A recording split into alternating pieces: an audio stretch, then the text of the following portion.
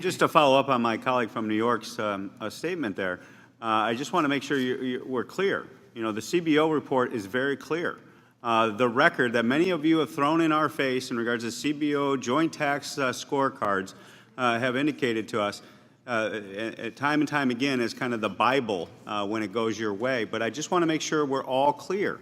The CBO has concluded that there's approximately 15 cures that this bill will prevent from coming into existence. So you can argue about taking profits away from Big Pharma and then all of a sudden that's going to go back into research development. You can use that argument, but I just want to make sure that we are clear what we're doing here today. It is in black and white in front of you in the Bible of D.C., the Congressional Budget Office, the Joint Taxation on Committee that everyone holds up in our face. And I would just hope you remember this rhetoric when we have disagreements in the future about CBO and joint tax and when we potentially have disagreements with it. And so if you're disagreeing with the CBO report, say it for the record. Say it with the record. Tell the CBO that you guys are wrong on these. Will the gentleman yield? Yes. So the revenues that were generated to this industry from the recent tax cut that was passed by the previous majority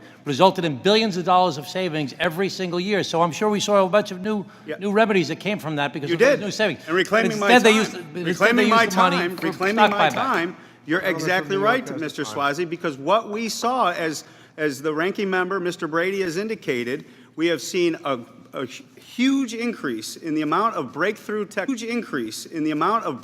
technology and innovation in this space that's coming into existence in America's healthcare system. So the tax bill is doing exactly what we wanted it to do.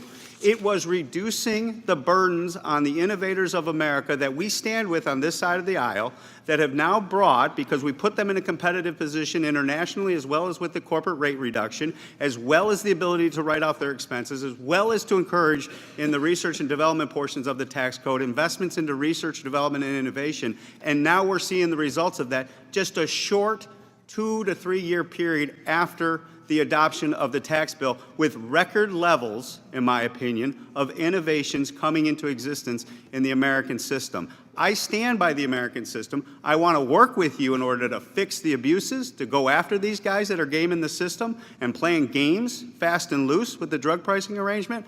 But at the end of the day, to attack the fundamental system that is providing this innovation and to chastise us with the CBO report at a time when you want to just dismiss it as it's in black and white that you're going to lose these innovations, I think is just something we should all take into consideration, not only today, but going forward in the future. Will the gentleman yield? Sure, I got some more time. Will the gentleman concede the fact that most of the benefit from the tax bill used by the pharma companies was used for stock buybacks?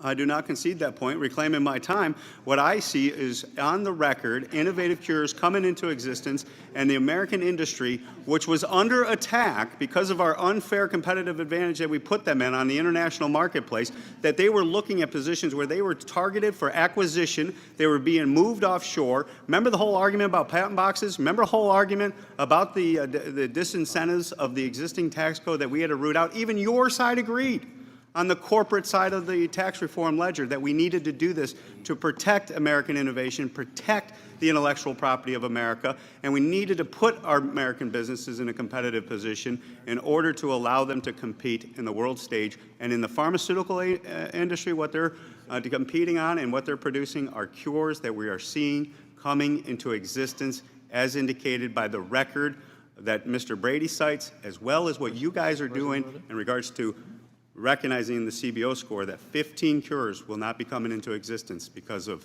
this action today under H.R. 3. With that, I yield the balance of my time.